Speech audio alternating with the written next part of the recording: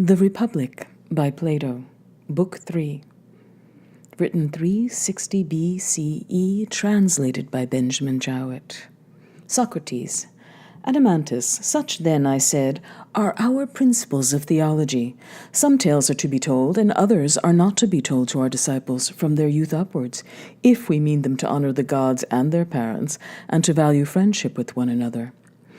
Yes, and I think that our principles are right, he said. But if they are to be courageous, must they not learn other lessons besides these, and lessons of such a kind as will take away the fear of death? Can any man be courageous who has the fear of death in him? Certainly not, he said. And can he be fearless of death, or will he choose death in battle rather than defeat and slavery, who believes the world below to be real and terrible?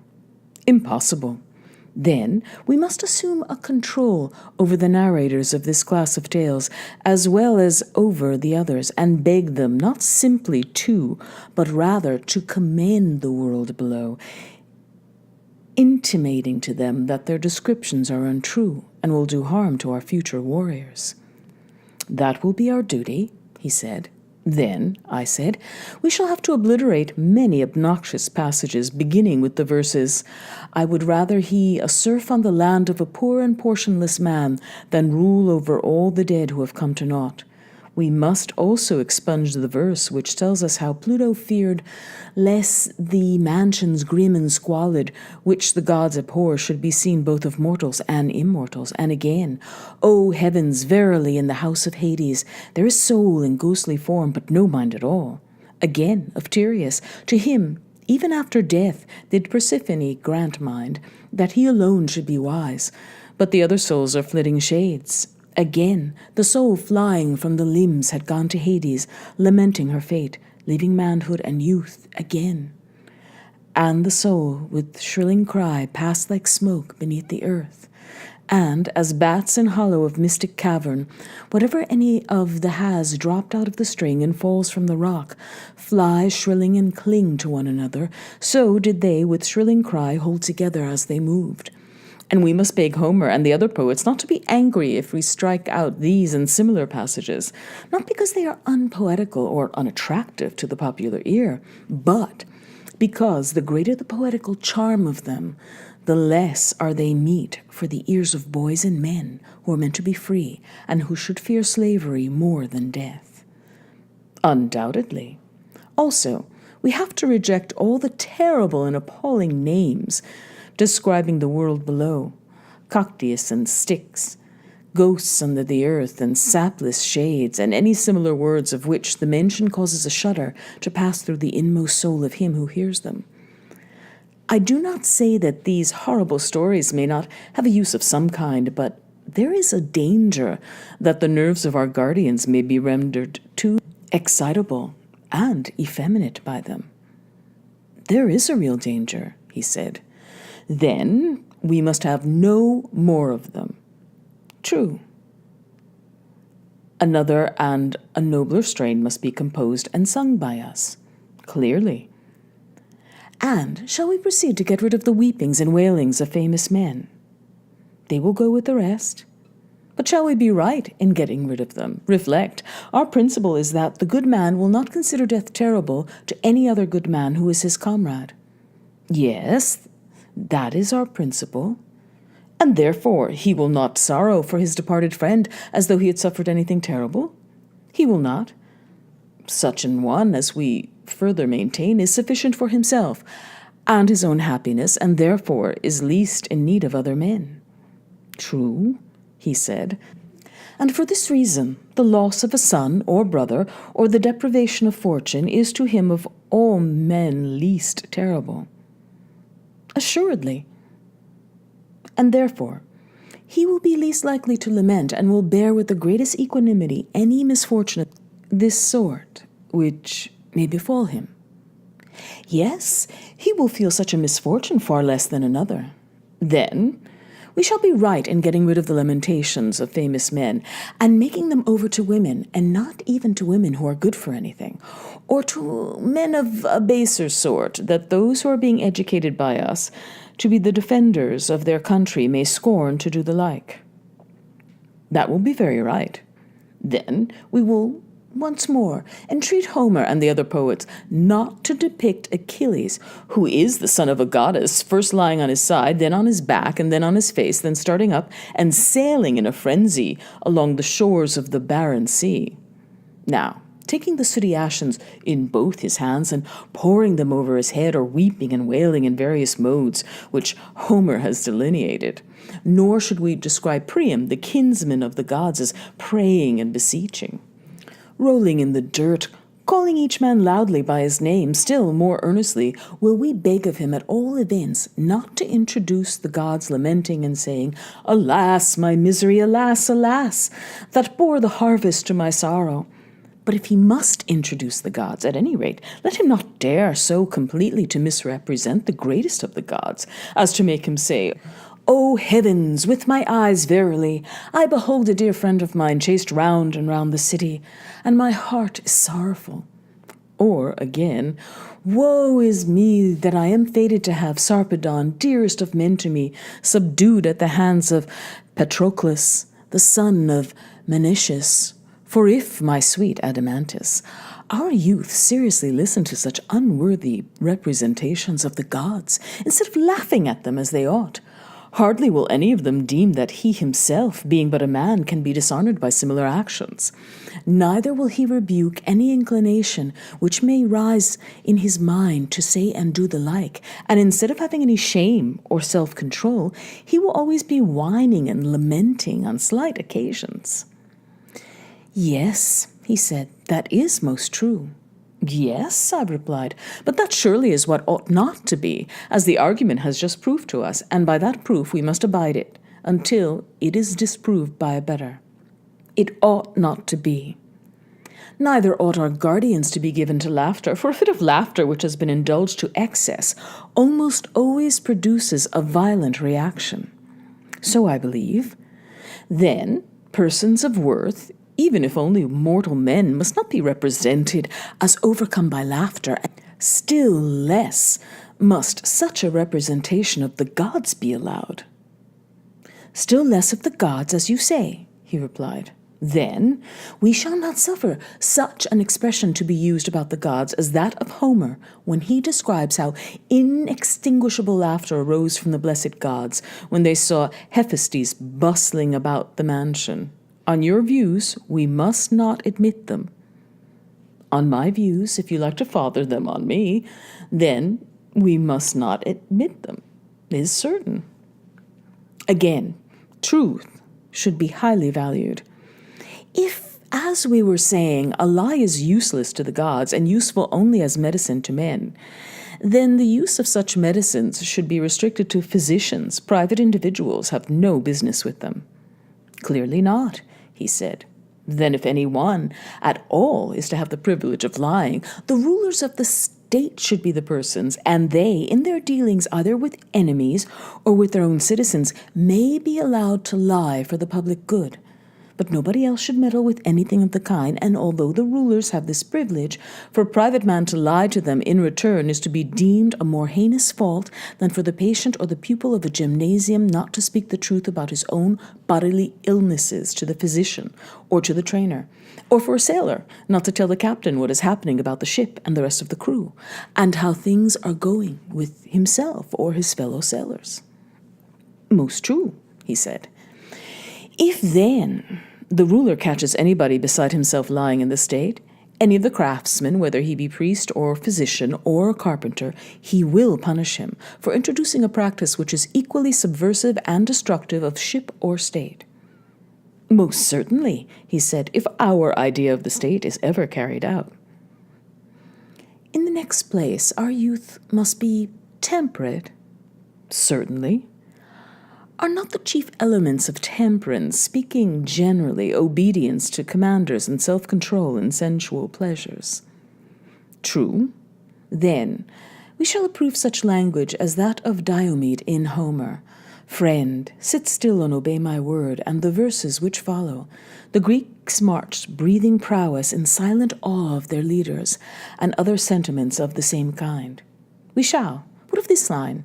'O heavy with wine, who hast the eyes of a dog and the heart of a stag,' and of the words which follow. Would you say that these or any similar impertinences which private individuals are supposed to address their rulers, whether in verse or prose, are well or ill-spoken?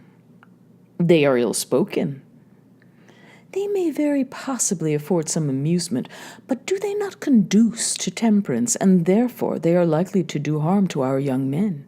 You would agree with me there? Yes. And then, again, to make the wisest of men say that nothing in his opinion is more glorious than when tables are full of bread and meat, and the cupbearer carries round wine which he draws from the bowl and pours into cups, is it fit or conducive to temperance for a young man to hear such words? Or the verse, the saddest of fates is to die and meet destiny from hunger?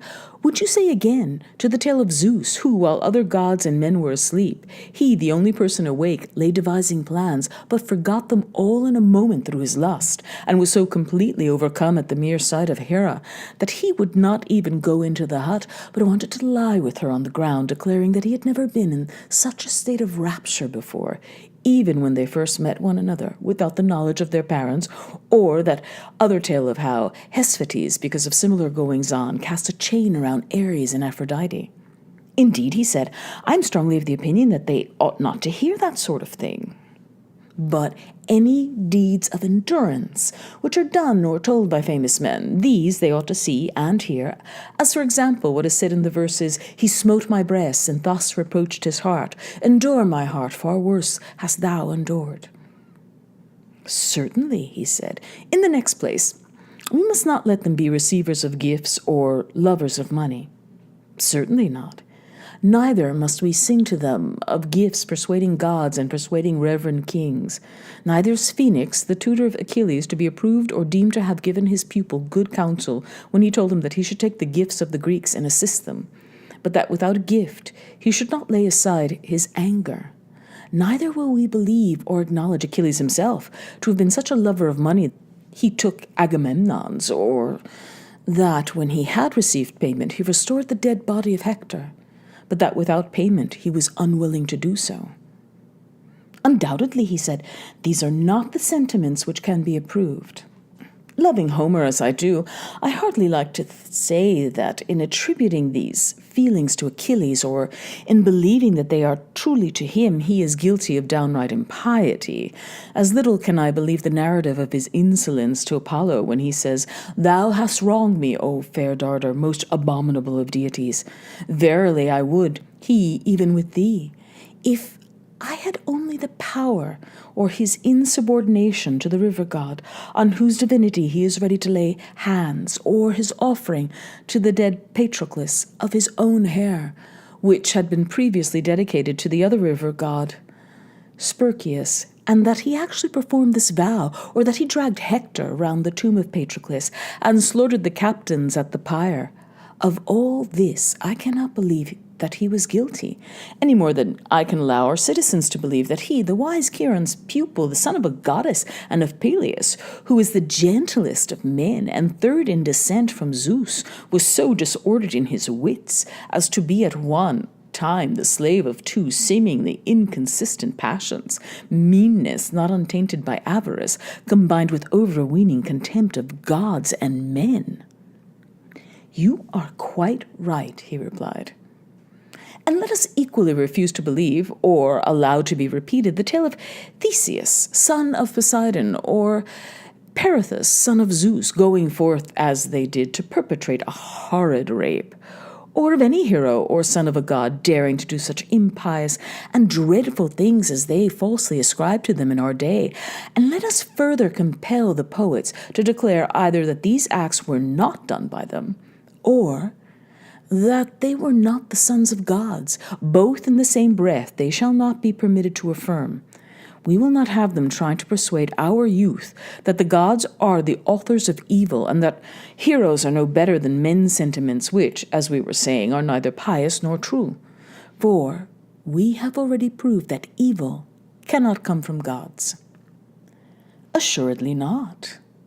And further, they are likely to have a bad effect on those who hear them, for everybody will begin to excuse his own vices when he is convinced that similar wickednesses are always being perpetrated by the kindred of the gods, the relatives of Zeus, whose ancestral altar, the altar of Zeus, is aloft in air on the peak of Ida, and who have the blood of deities yet flowing in their veins, and therefore let us put an end to such tales lest they engender laxity of morals among the young. By all means, he replied, but now that we are determining what classes of subjects are or are not to be spoken of, let us see whether they have been omitted by us.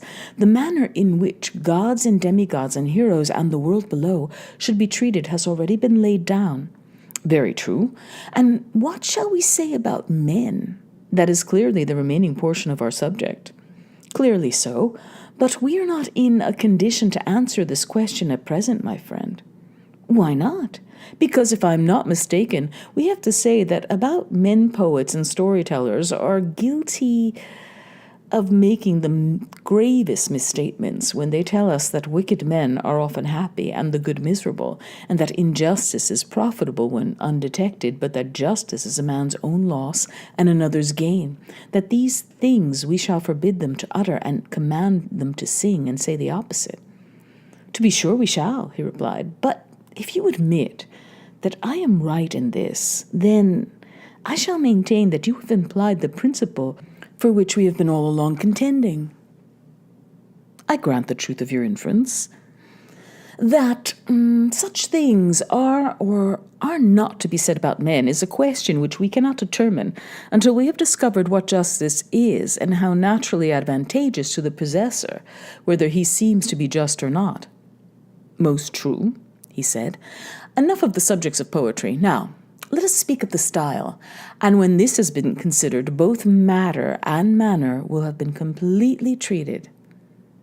I do not understand what you mean, said Adeimantus. Then I must make you understand, and perhaps I may be more intelligible if I put the matter in this way. You are aware, I suppose, that all mythology and poetry is a narration of events, either past, present, or to come. Certainly, he replied, and narration may be either simple narration or imitation or a union of the two. That again, he said, I do not quite understand. I fear that I must be a ridiculous teacher when I have so much difficulty in making myself apprehended. Like a bad speaker, therefore, I will not take the whole of the subject, but will break a piece off in illustration of my meaning. You know the first lines of the Iliad, in which the poet says that Chryses prayed Agamemnon to release his daughter, and that Agamemnon flew into a passion with him, whereupon Chryses, failing of his object, invoked the anger of the god against the Achaeans. Now, as far as these lines, and he prayed all the Greeks, but especially the two sons of Atreus, the chiefs of the people. The poet is speaking in his own person. He never leads us to suppose that he is any one else, but in what it follows, he takes the person of Croesus, and then he does all that he can to make us believe that the speaker is not Homer, but the aged priest himself. And in this double form, he has cast the entire narrative of the events which occurred at Troy and in Ithaca and throughout the Odyssey. Yes, and the narrative, it remains both in the speeches which the poet recites from time to time and in the intermediate passages. Quite true. But when the poet speaks in the person of another, may we not say that he assimilates his style to that of the person who, as he informs you, is going to speak? Certainly. And this assimilation of himself to another, either by the use of voice or gesture, is the imitation of the person whose character he assumes? Of course. Then, in this case, the narrative of the poet may be said to proceed by way of imitation. Very true. Or, if the poet everywhere appears and never conceals himself, then again the imitation is dropped and his poetry becomes simple narration. However, in order that I may make my meaning quite clear and that you may say no more I don't understand, I will show how the change might be effected.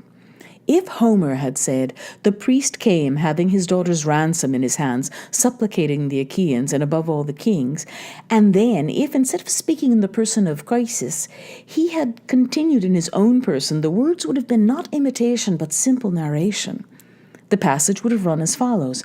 I am no poet, and therefore I drop the meter. The priest came and prayed the gods on behalf of the Greeks that they may capture Troy and return safely home, but begged that they would give him back his daughter and take the ransom which he brought, and respect the god. Thus he spoke, and the other Greeks revered the priest and assented.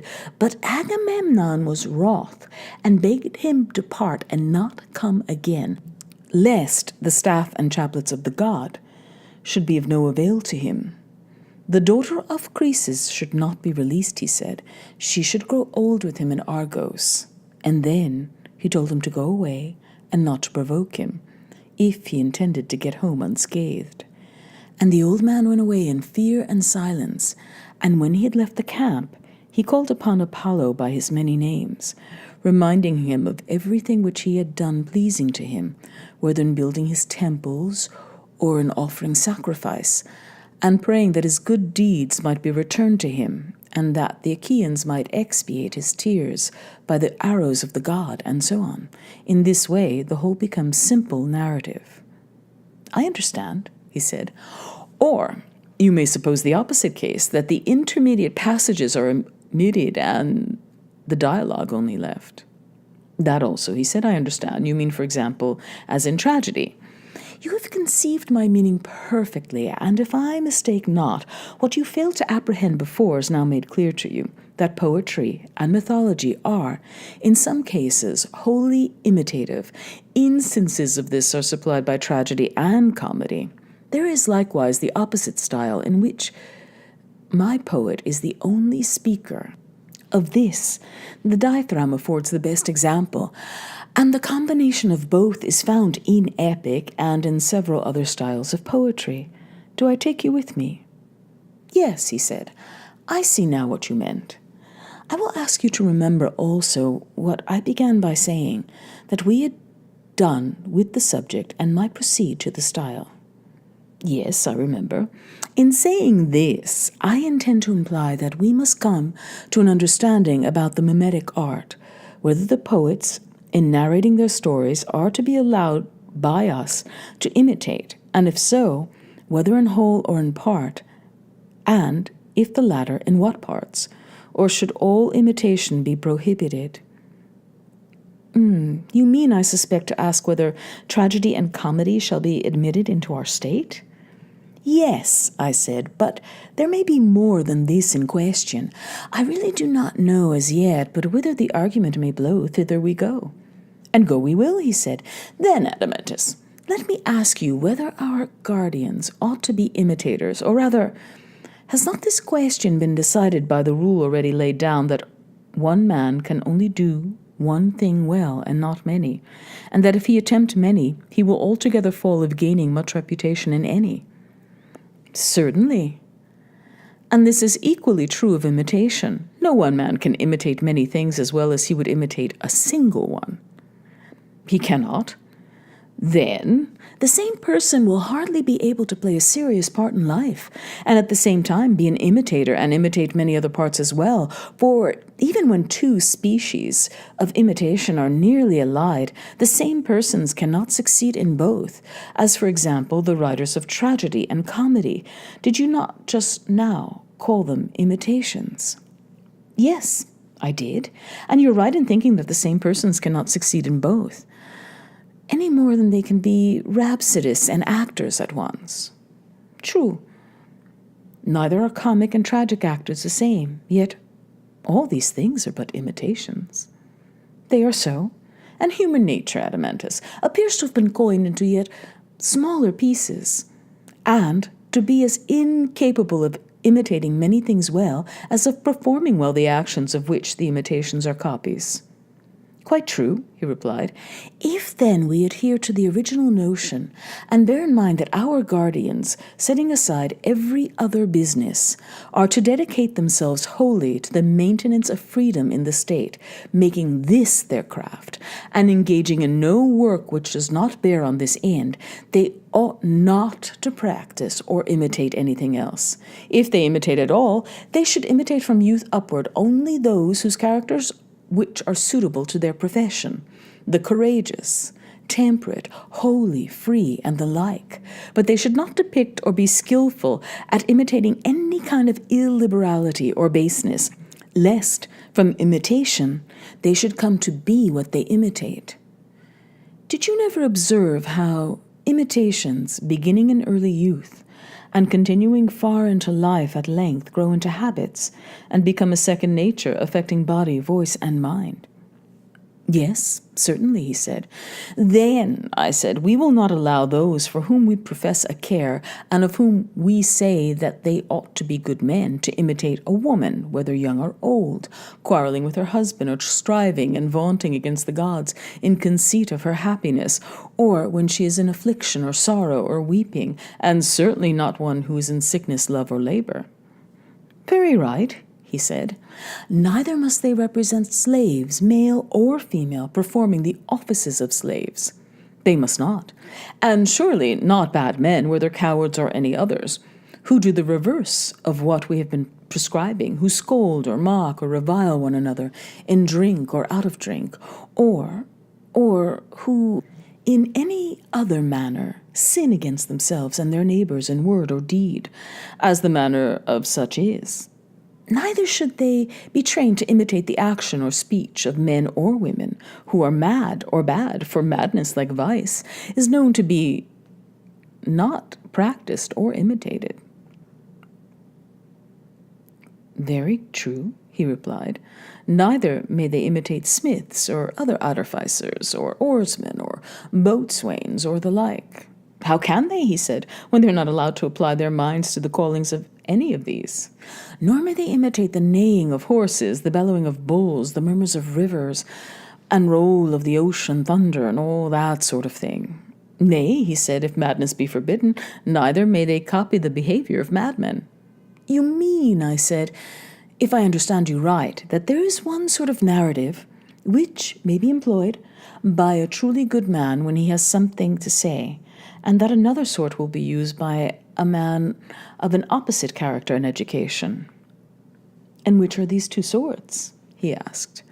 Suppose, I answered, that a just and good man, in the course of a narration, comes on some saying or action of another good man. I should imagine that he will like to personate him, and will not be ashamed of this sort of imitation. He will be most ready to play the part of the good man when he is acting firmly and wisely, in a less degree when he is overtaken by illness or love or drink, or has met with any disaster. But when he comes to a character which is unworthy of him, he will not make a study of that. He will not disdain such a person, and will assume his likeness, if at all, for a moment only when he is performing some good action. At other times he will be ashamed to play a part which he has never practiced, nor will he like to fashion and frame himself after the baser models. He feels the employment of such an art, unless in jest, to be beneath him, and his mind revolts at it. So I should expect, he replied. Then he will adopt a mode of narration such as we have illustrated out of Homer. That is to say, his style will be both imitative and narrative, but there will be very little of the former and a great deal of the latter. Do you agree? Certainly, he said. That is the model which such a speaker must necessarily take. But there is another sort of character who will narrate anything, and the worse lie is, the more unscrupulous he will be. Nothing will be too bad for him, and he will be ready to imitate anything, not as a joke, but in right good earnest and before a large company. As I was just now saying, he will attempt to represent the roll of thunder, the noise of wind and hail, or the creaking of wheels and pulleys, and the various sounds of flutes, pipes, trumpets, and all sorts of instruments. He will bark like a dog, bleat like a sheep, or crow like a cock. His entire art will consist in imitation of voice and gesture, and there will be very little narration. That, he said, will be his mode of speaking. Then, these are two kinds of style.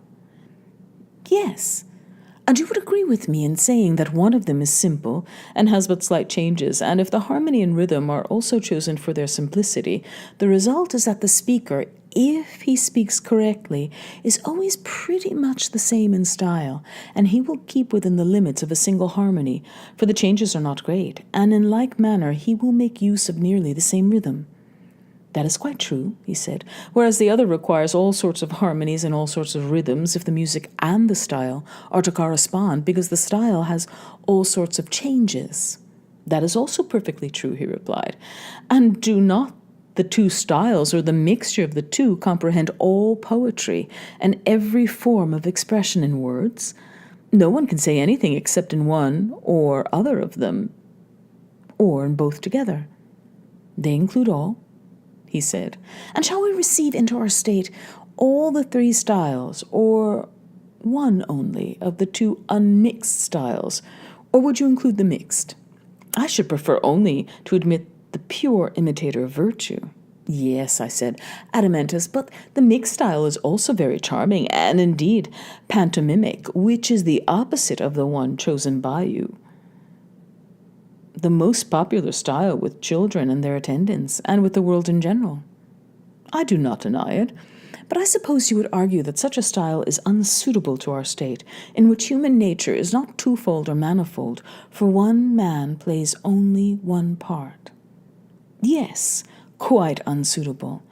And this is the reason why in our state, and in our state only, we shall find a shoemaker to be a shoemaker, and not a pilot also, and a husbandman to be a husbandman, and not a die-cast also, and a soldier, and not a trader also, and the same throughout? True, he said. And therefore, when any one of these pantomimic gentlemen who are so clever that they can imitate anything comes to us and makes a proposal to exhibit himself and his poetry, we will fall down and worship him as a sweet and holy, wonderful being. But we must also inform him that in our state, such as he are not permitted to exist. The law will not allow them. And so, when we have anointed him with myrrh and set a garland of wool upon his head, we shall send him away to another city. For we mean to employ for our soul's health the rougher and severer poet or storyteller, who will imitate the style of the virtuous only, and who will follow those models which we prescribed at first, when we began the education of our soldiers. We certainly will, he said, if we have the power. Then now, my friend, I said, that part of music or literary education which relates to the story or myth may be considered to be finished, for the matter and manner have both been discussed. I think so too, he said. Next in order will follow melody and song. That is obvious. Everyone can see already what we ought to say about them if we are to be consistent with ourselves. Socrates and Glaucon. I fear, said Glaucon, laughing, that the words everyone hardly includes me, for I cannot at the moment say what they should be, though I may guess. At any rate, you can tell that a song or ode has three parts, the words, the melody, and the rhythm. That degree of knowledge I may presuppose. Yes, he said, so much as that you may. And as for the words, there surely be no difference words between words which are and which are not set to music. Both will conform to the same laws, and these have already been determined by us. Yes, and the melody and rhythm will depend upon the words. Certainly. We were saying when we spoke of the subject matter that we had no need of lamentations and strains of sorrow. True. And which are the harmonies expressive of sorrow? You are musical and can tell me. The harmonies which you mean are the mixed or tenor Lydian, and the full-toned or bass Lydian, and such like. These, then, I said, must be banished, even to women who have a character to maintain they are of no use, and much less to men, certainly. In the next place, drunkenness and softness and indolence are utterly unbecoming the character of our guardians. Utterly unbecoming. And which are the soft or drinking harmonies? The Ionian, he replied, with the Lydian, they are termed relaxed. Well, and are these of any military use? Quite the reverse, he replied, and if so, the Dorian and the Phrygian are the only ones which you have left.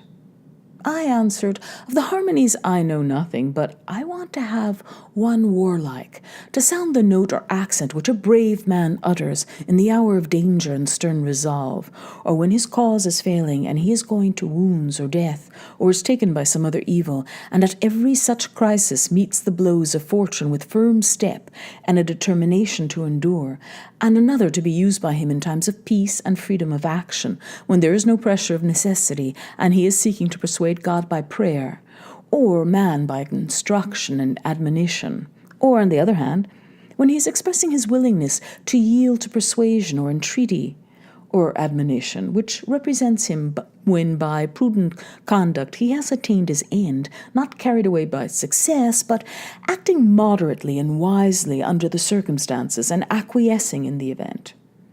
These two harmonies I ask you to leave, the strain of necessity and the strain of freedom, the strain of unfortunate and the strain of fortunate, the strain of courage and the strain of temperance. These, I say, leave. And these, he replied, are the Dorian and Phrygian harmonies of which I was just now speaking. Then, I said, if these, and only these, are to be used in our songs and melodies, we shall not want multiplicity of notes or a panharmonic scale. I suppose not. Then we shall not maintain the artifices of lyres with 3 corners and complex scales, or the makers of any other stringed, curiously harmonized instruments? Certainly not. But what do you say to flute makers and flute players? Would you admit them into our state when you reflect that in this composite use of harmony the flute is worse than all the stringed instruments put together? Even the panharmonic music is only an imitation of the flute. Clearly not. There remain then only the lyre and the harp for use in the city, and the shepherds may have a pipe in the country. That is surely the conclusion to be drawn from the argument. The preferring of Apollo and his instruments to Marsyas and his instruments is not at all strange, I said. Not at all, he replied. And so, by the dog of Egypt, we have been unconsciously purging the state, which not long ago we termed luxurious. And we have done wisely, he replied. Then let us finish the purgation, I said. Next, in order to harmonies, rhythms will naturally follow, and they should be subject to the same rules. For we ought not to seek out complex systems of meter or meters of every kind, but rather to discover what rhythms are the expressions of a courageous and harmonious life. And when we have found them, we shall adapt the foot and the melody to words, having a like spirit, not the words to the foot and melody. To say what these rhythms are will be your duty. You must teach me them, as you have already taught me the harmonies. But indeed, he replied, I cannot tell you. I only know that there are some 3 principles of rhythm, out of which metrical systems are framed. Just as in sounds there are 4 notes out of which all the harmonies are composed. That is an observation which I have made, but of what sort of lives they are, severally the imitations, I am unable to say. Then I said we must take Damon into our counsels, and he will tell us what rhythms are expressive of meanness or insolence or fury or other unworthiness, and what are to be reserved for the expression of opposite feelings. And I think that I have an indistinct recollection of his mentioning a complex Cretic rhythm, also dactylic or heroic, and he arranged them in some manner which I do not quite understand, making the rhythms equal in the rise and fall of the foot, long and short alternating, and unless I am mistaken, he spoke of an iambic as well as of a trochaic rhythm, and assigned to them short and long qualities. Also, in some cases, he appeared to praise or censure the movement of the foot quite as much as the rhythm, or perhaps a combination of the two, for I am not certain what he meant. These matters, however, as I was saying, had better be referred to Damon himself, for the analysis of the subject would be difficult, you know.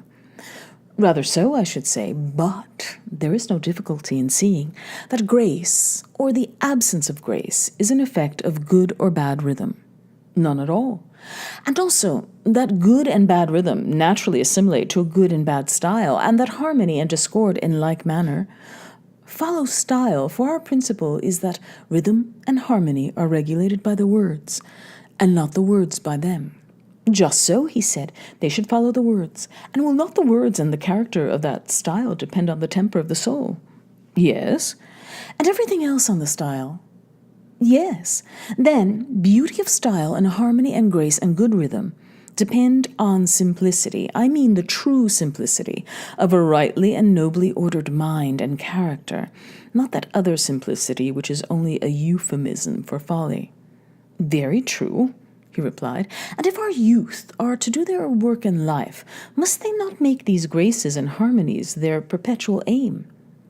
They must. And surely the art of the painter and every other creative and constructive art are full of them. Weaving, embroidery, architecture, and every kind of manufacture. Also nature, animal and vegetable. In all of them there is grace or the absence of grace. And ugliness and discord and inharmonious motion are nearly allied to ill words and ill nature, as grace and harmony are the twin sisters of goodness and virtue and bear their likeness. That is quite true, he said. But shall our superintendents go no further, and are the poets only to be required by us to express the image of the good in their works, on pain, if they do anything else, of expulsion from our state? Or is the same control to be extended to other artists, and are they also to be prohibited from exhibiting the opposite forms of vice and intemperance and meanness and indecency in sculpture and building and other creative arts? And is he who cannot conform to this rule of ours to be prevented from practicing his art in our state, lest the taste of our citizens be corrupted by him? We would not have our guardians grow up amid images of moral deformity, as in some noxious pasture, and there browse and feed upon many a baneful herb and flower day by day, little by little, until they silently gather a festering mass of corruption in their own soul. Let our artists rather be those who are gifted to discern the true nature of the beautiful and graceful. Then will our youth dwell in a land of health, amid fair sights and sounds, and receive the good in everything, and beauty, the effluence of fair works, shall flow into the eye and ear, like a health-giving breeze from a purer region, and insensibly draw the soul from earliest years into likeness and sympathy with the beauty of reason. There can be no nobler training than that, he replied. And therefore, I said, Glaucon, musical training is more potent in instrument than any other, because rhythm and harmony find their way into the inward places of the soul on which they mightily fasten, imparting grace, and making the soul of him who is rightly educated graceful, or of him who is ill-educated ungraceful. And also because he who has received his true education of the inner being will most shrewdly perceive omissions or faults in art and nature, and with a true taste, while he praises and rejoices over and receives into his soul the good, and becomes noble and good, he will justly blame and hate the bad. Now, in the days of his youth, even before he is able to know the reason why, and when reason comes, he will recognize and salute the friend with whom his education has made him long familiar.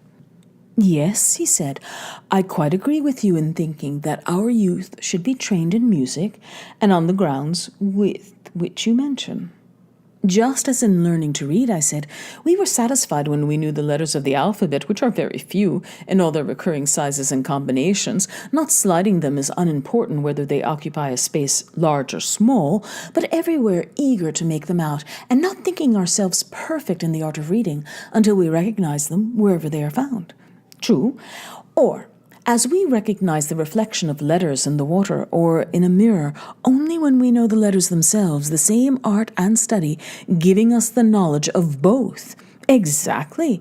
Even so, as I maintain, neither we nor our guardians, whom we have to educate, can ever become musical until we and they know the essential forms in all their combinations and can recognize them and their images wherever they are found, not slighting them either in small things or great, but believing them all to be within the sphere of one art and study. Most assuredly. And when a beautiful soul harmonizes with a beautiful form, and the two are cast in one mold, that will be the fairest sights to him who has an eye to see it. The fairest indeed, and the fairest is also the loveliest. That may be assumed, and the man who has the spirit of harmony will be most in love with the loveliest, but he will not love him who is of an inharmonious soul. That is true, he replied, if the deficiency be in his soul, but if there be any merely bodily defect in another, he will be patient of it, and will love all the same. I perceive, I said, that you have or have had experiences of this sort, and I agree. But let me ask you another question. Has excess of pleasure any affinity to temperance? How can that be? He replied. Pleasure deprives a man of the use of his faculties quite as much as pain. Or any affinity to virtue in general? None whatever. And any affinity to wantonness and intemperance? Yes, the greatest. And is there any greater or keener pleasure than that of sensual love? No, nor a matter. Whereas true love is a love of beauty and order, temperate and harmonious. Quite true, he said. Then no intemperance or madness should be allowed to approach true love? Certainly not. Then mad or intemperate pleasure must never be allowed to come near the lover and his beloved. Neither of them can have any part in it if their love is of the right sort. No, indeed, Socrates, it must never come near them. Then I suppose that in the city which we are foundling, you would make a law to the effect that a friend should use no other familiarity to his love than a father would use to his son, and then only for a noble purpose, and he must first have the other's consent, and this rule is to limit him in all his intercourse, and he is never to go any further, or if he exceeds, he is to be deemed guilty of coarseness and bad taste. I quite agree, he said. Thus, much of music which makes a fair ending, for what would be the end of music if not the love of beauty? I agree, he said. After music comes gymnastic, in which our youth are next to be trained. Certainly. Gymnastic as well as music should begin in early years. The training in it should be careful and should continue through life. Now, my belief is, and this is a matter upon which I should like to have your opinion, in confirmation of my own, but my own belief is not that the good body by any bodily excellence improves the soul, but on the contrary, that the good soul by her own excellence improves the body, as far as this may be possible. What do you say? Yes, I agree. Then, to the mind when adequately trained, we shall be right in handling over the more particular care of the body, and in order to avoid prolixity, we will now only give the general outlines of the subject. Very good.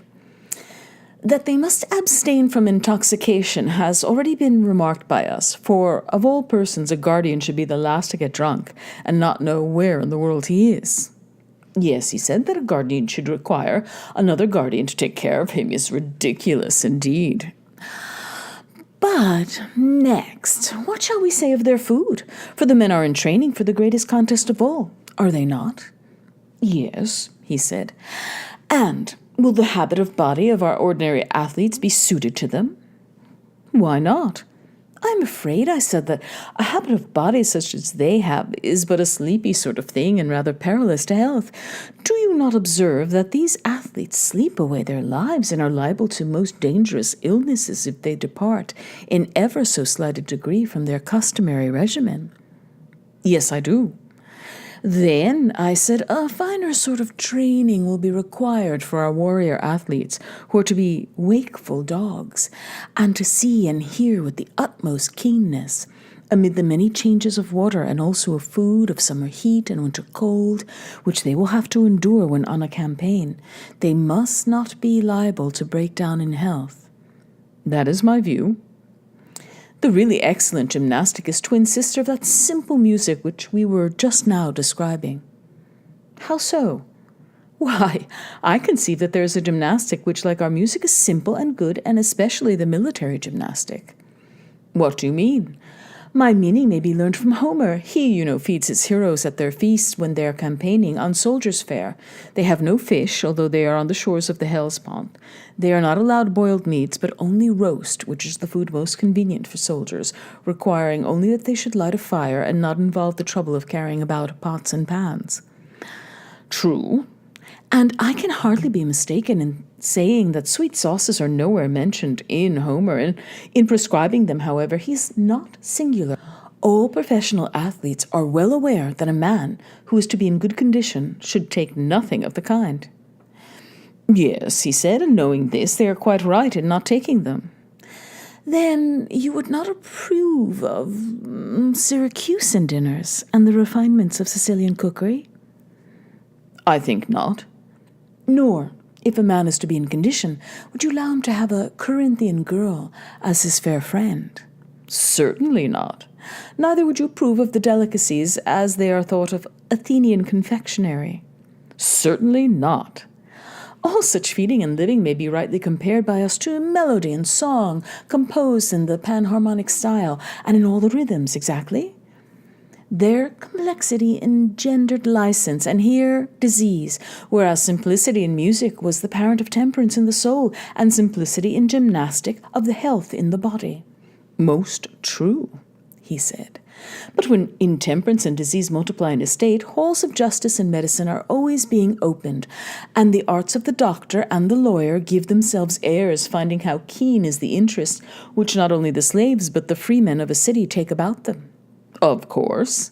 And yet, what greater proof can there be of a bad and disgraceful state of education than this, that not only artisans and the meaner sort of people need the skill of first-rate physicians and judges, but also those who would profess to have had a liberal education? Is it not disgraceful and a great sign of want of good breeding that a man should have to go abroad for his law and physic because he has none of his own at home, and must therefore surrender himself into the hands of other men, whom he makes lords and judges over him?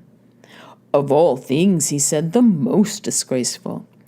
Would you say most? I replied, when you consider that there is a further stage of evil, in which a man is not only a lifelong litigant, passing all his days in the courts, either as plaintiff or defendant, but is actually led by his bad taste to pride himself on his litigiousness. He imagines that he is a master in dishonesty, able to take every crooked turn and wriggle into and out of every hole, bending like a withy and getting out of the way of justice. And all for what? In order to gain small points not worth mentioning, he not knowing that so to order his life as to be able to do without napping a judge is a far higher and nobler sort of thing. Is not that still more disgraceful? Yes, he said. That is still more disgraceful. Well, I said, and to require the help of medicine, not when a wound has to be cured, or on occasion of an epidemic, but just because by indolence and a habit of life such as we've been describing, men fill themselves with waters and winds, as if their bodies were a marsh, compelling the ingenious sons of Asclepius to find more names for diseases such as flatulence and catarrh. Is not this, too, a disgrace? Well, yes, he said, they do certainly give very strange and newfangled names to diseases. Yes, said I, and I do not believe that there were any such diseases in the days of Asclepius. And this I infer from the circumstance that the hero Eurypylus, after he had been wounded in Homer, drinks a posset of Pramnian wine, well sprinkled with barley meal and grated cheese, which are certainly inflammatory, and yet the sons of Asclepius who were at the Trojan War do not blame the damsel who gives him the drink, or rebuke Patroclus, who is treating his case. Well, he said, that was surely an extraordinary drink to be given to a person in his condition. Not so extraordinary, I replied, if you bear in mind that in former days, as is commonly said, before the time of Herodicus, the guild of Asclepius did not practice our present system of medicine, which may be said to educate diseases, but Herodicus, being a trainer and himself of a sickly constitution, by a combination of training and doctoring, found out a way of torturing first and chiefly himself, and secondly the rest of the world. How was that? He said. By the invention of lingering death, for he had a mortal disease which he perpetually tended, and as recovery was out of the question, he passed his entire life as a valetudinarian, and he could do nothing but attend upon himself. He was in constant torment whenever he departed in anything from his usual regimen, and so, dying hard, by the help of science, he struggled on to old age. A rare reward of his skill. Yes, I said, a reward which a man might fairly expect who never understood that, if Asclepius did not instruct his descendants in valetudinarian arts. The omission arose not from ignorance or inexperience of such a branch of medicine, but because he knew that in all well-ordered states every individual has an occupation to which he must attend, and has therefore no leisure to spend in continually being ill. This we remark in the case of the artisan, but ludicrously enough, do not apply the same rule to people of the richer sort. How do you mean? He said. I mean this. When a carpenter is ill, he asks the physician for a rough and ready cure, an emetic, or a purge, or a cautery, or the knife. These are his remedies. And if someone prescribes for him a course of dietetics and tells him that he must swathe and swaddle his head and all that sort of thing, he replies at once that he has no time to be ill, and that he sees no good in a life which is spent in nursing his disease to the neglect of his customary employment, and therefore, bidding goodbye to this sort of physician, he resumes his ordinary habits and either gets well and lives and does his business, or, if his constitution falls, he dies and has no more trouble.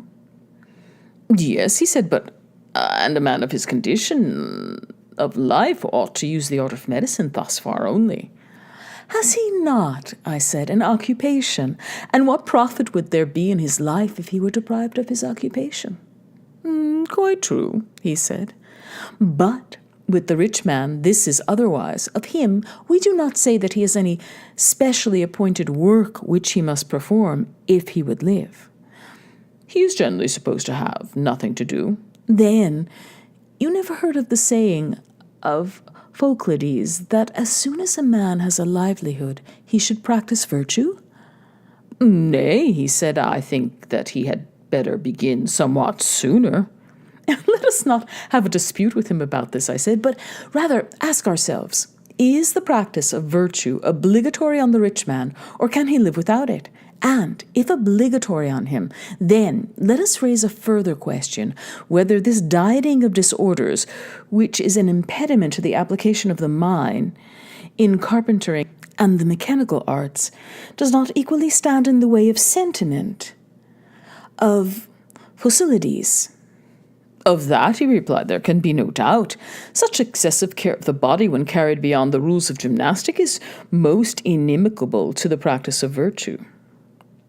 Yes, indeed, I replied, and equally incompatible with the management of a house, an army, or an office of state. And what is most important of all, irreconcilable with any kind of study or thought or self-reflection, there is a constant suspicion that headache and giddiness are to be ascribed to philosophy, and hence all practicing or making trial of virtue in the higher sense is absolutely stopped. For man is always fancying that he is being made ill, and is in constant anxiety about the state of his body. Yes, likely enough. And therefore our politic, Asclepius, may be supposed to have exhibited the power of his art only to persons who, being generally of healthy constitution and habits of life, had a definite ailment, such as these he cured by purges and operations, and bade them live as usual, herein consulting the interests of the state. But bodies which disease had penetrated through and through, he would not have attempted to cure by gradual processes of evacuation and infusion. He did not want to lengthen out good-for-nothing lives, or to have weak fathers begetting weaker sons. If a man was not able to live in the ordinary way, he had no business to cure him, for such a cure would have been of no use either to himself or to the state. Then he said, you regard Asclepius as a statesman. clearly, and his character is further illustrated by his sons. Note that they were heroes in the days of old and practiced the medicines of which I am speaking at the siege of Troy. You will remember how Pandarus wounded Menelaus. They sucked the blood out of the wound and sprinkled soothing remedies, but they never prescribed what the patient was afterwards to eat or drink in the case of Menelaus, any more than in the case of Eurypylus. The remedies, as they conceived, were enough to heal any man who, before he was wounded, was healthy and regular in habits, and even though he did happen to drink a posset of Pramnian wine, he might get well all the same. But they would have nothing to do with unhealthy and intemperate subjects, whose lives were of no use either to themselves or others. The art of medicine was not designed for their good, and though they were as rich as Midas, the sons of Asclepius would have declined to attend them. They were very acute persons, those sons of Asclepius. Naturally so, I replied. Nevertheless, the traditions and Pindar, disobeying our behests, although they acknowledge that Asclepius was the son of Apollo, say also that he was bribed into healing a rich man who was at the point of death, and for this reason he was struck by lightning. But we, in accordance with the principle already affirmed by us, will not believe them when they tell us both. If he was the son of a god, we maintain that he was not avaricious, or if he was avaricious, he was not the son of a god. All that, Socrates, is excellent, but I should like to put a question to you. Ought there not to be good physicians in a state, and are not the best those who have treated the greatest number of constitutions, good and bad, and are not the best judges in like manner those who are acquainted with all sorts of moral natures? Yes, I said, I too would have had good judges and good physicians, but do you know whom I think good? Will you tell me? I will if I can.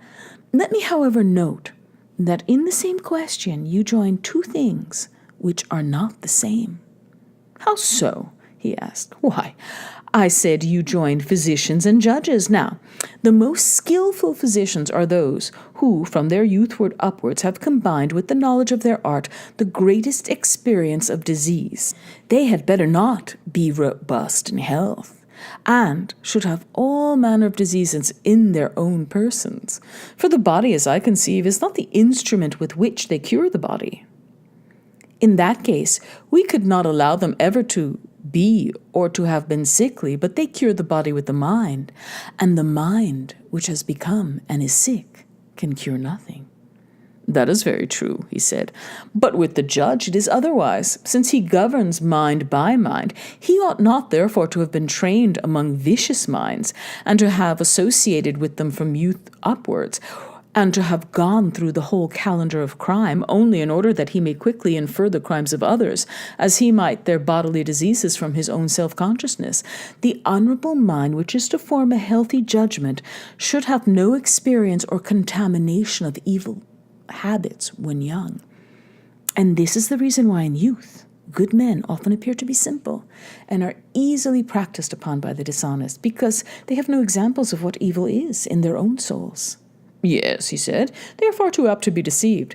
Therefore, I said, the judge should not be young. He should have learned to know evil, not from his own soul, but from late and long observation of the nature of evil in others. Knowledge should be his guide, not personal experience. Yes, he said, that is the ideal of a judge. Yes, I replied, and he will be a good man, which is my answer to your question, for he is good who has a good soul. But the cunning and suspicious nature of which we spoke, he who has committed many crimes and fancies himself to be a master in wickedness when he is amongst his fellows, is wonderful in the precautions which he takes, because he judges of them by himself. But when he gets into the company of men of virtue, who have the experience of age, he appears to be a fool again, owing to his unseasonable suspicions. He cannot recognize an honest man because he has no pattern of honesty in himself. At the same time, as the bad are more numerous than the good, and he meets with them oftener, he thinks himself, and is by others thought to be rather wise than foolish. Most true, he said. Then the good and wise judge whom we are seeking is not this man, but the other, for vice cannot know virtue too, but a virtuous nature, educated by time, will acquire knowledge both of virtue and vice. The virtuous and not the vicious man has wisdom, in my opinion. And in mine also.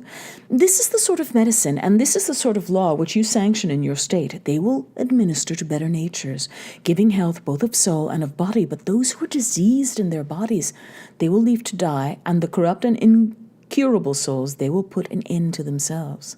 That is clearly the best thing, both for the patients and for the state. And thus our youth, having been educated only in that simple music, which, as we said, inspires temperance, will be reluctant to go to law. Clearly. And the musician, who, keeping to the same track, is content to practice a simple gymnastic, will have nothing to do with medicine unless in some extreme case. That I quite believe. The very exercises and tolls which he undergoes are intended to stimulate the spirited element of his nature and not to increase his strength. He will not, like common athletes, use exercise and regimen to develop his muscles. Very right, he said. Neither the two arts of music and gymnastic really designed, as is often supposed, the one for the training of the soul and the other for the training of the body. What, then, is the real object of them? I believe, I said, that the teachers of both have in view chiefly the improvement of the soul. How can that be? He asked. Did you never observe, I said, the effect on the mind itself of exclusive devotion to gymnastic, or the opposite effect of an exclusive devotion to music? In what way shown? He said. The one producing a temper of hardness and ferocity, the other of softness and effeminacy, I replied. Yes, he said, I'm quite aware that the mere athlete becomes too much of a savage and that the mere musician is melted and softened beyond what is good for him. Yes, I said, this ferocity only comes from spirit, which, if rightly educated, would give courage, but if too much intensified, is liable to become hard and brutal.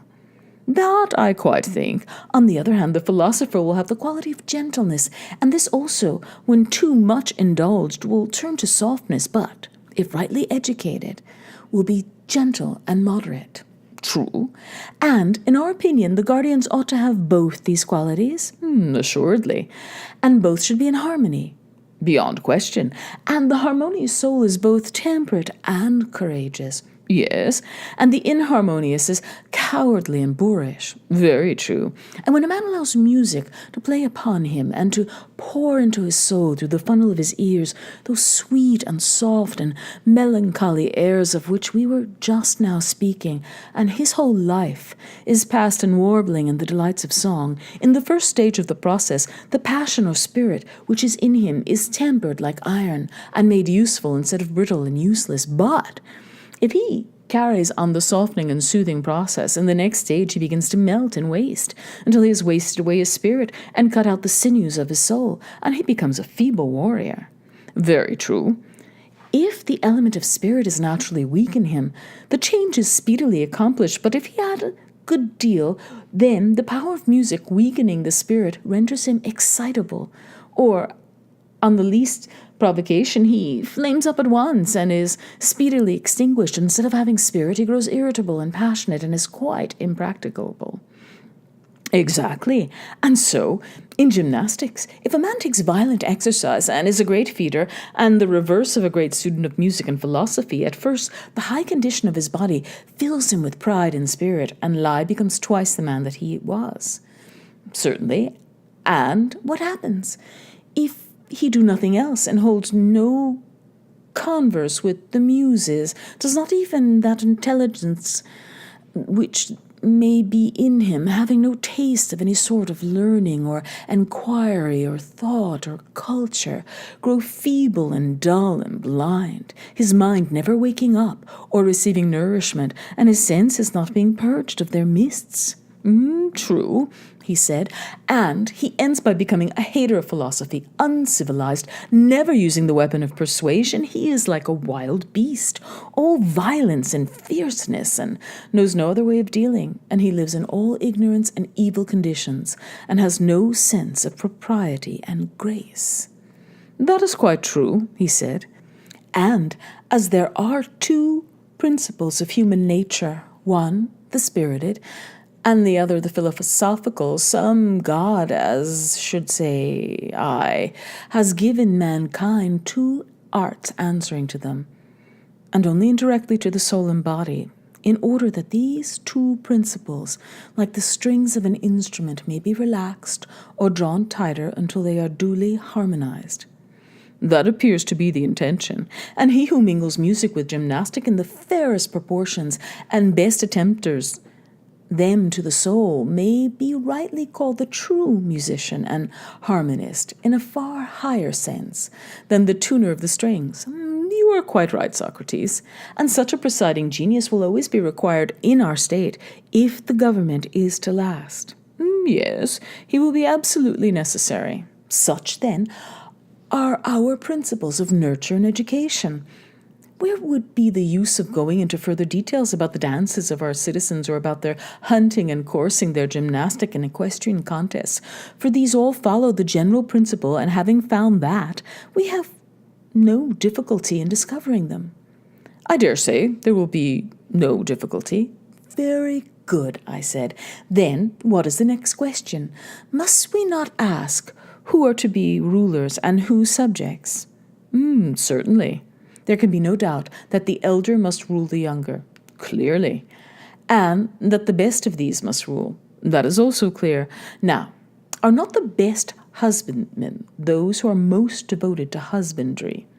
Yes. And are we to have the best guardians for our city? Must they not be those who have the most character of guardians?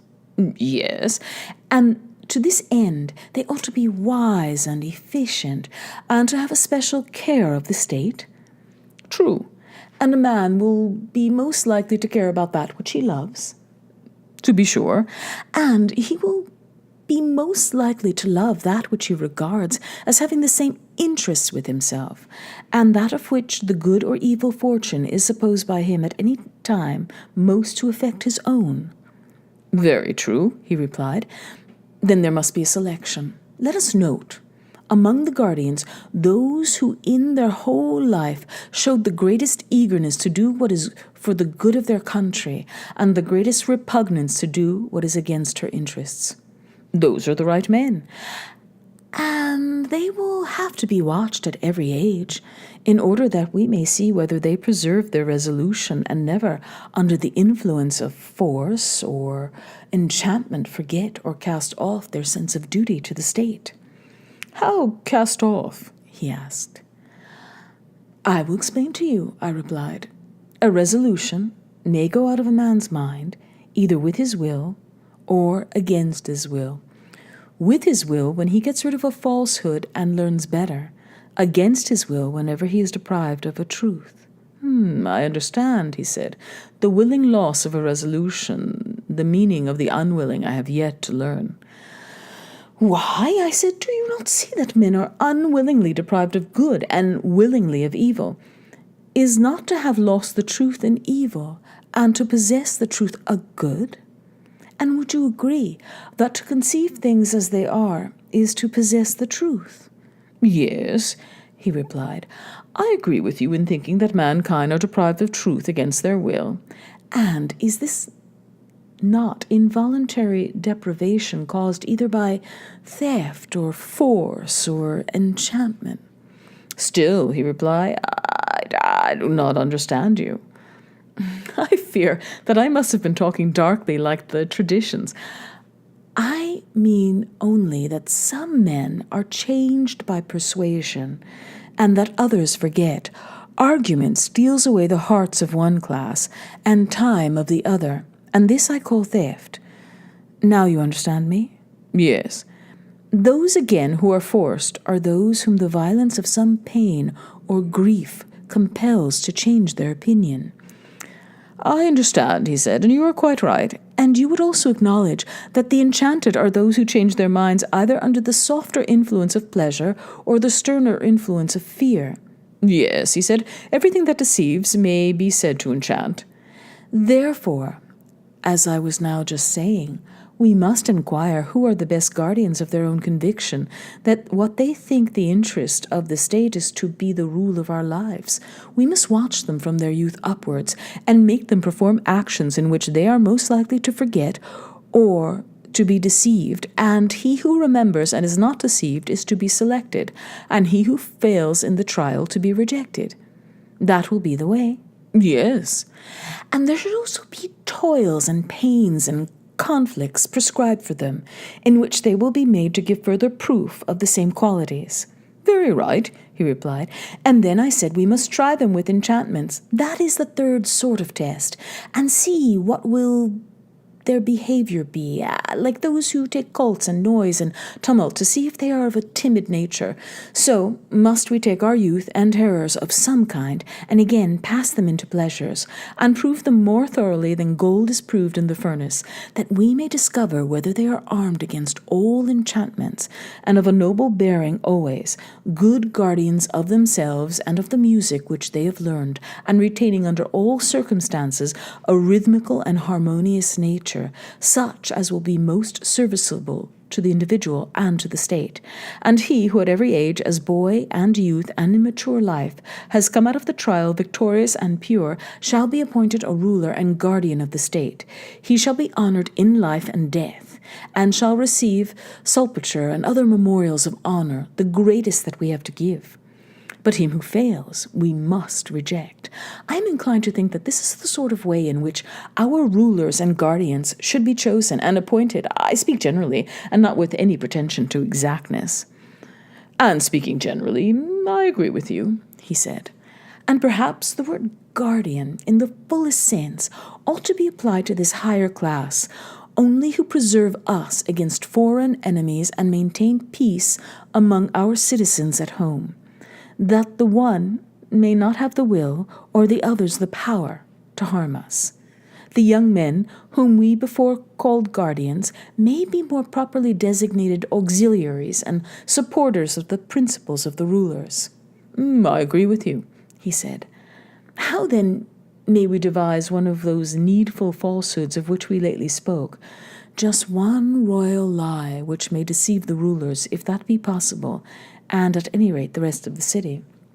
What sort of lie? He said.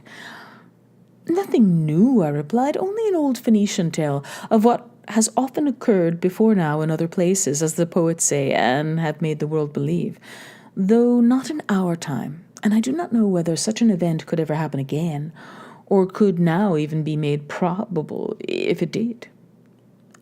How your words seem to hesitate on your lips. You will not wonder, I replied, my hesitation when you have heard. Speak, he said, and fear not. Well then, I will speak, although I really know not how to look you in the face, or in what words to utter the audacious fiction, which I propose to communicate gradually first to the rulers, then to the soldiers, and lastly to the people. They are to be told that their youth was a dream, and the education and training which they received from us an appearance only. In reality, during all that time, they were being formed and fed in the womb of the earth, where they themselves and their arms and appurtenances were manufactured. When they were completed, the earth, their mother, sent them up, and so their country being their mother and also their nurse, they are bound to advise for her good and to defend against her attacks, and her citizens they are to regard as children of the earth and their own brothers. You had good reason, he said, to be ashamed of the lie which you were going to tell. True, I replied, but there is more coming. I have only told you half. Citizens, we shall say to them in our tale, you are brothers, yet God has framed you differently. Some of you have the power of command, and in the composition of these he has mingled gold, wherefore also they have the greatest honor.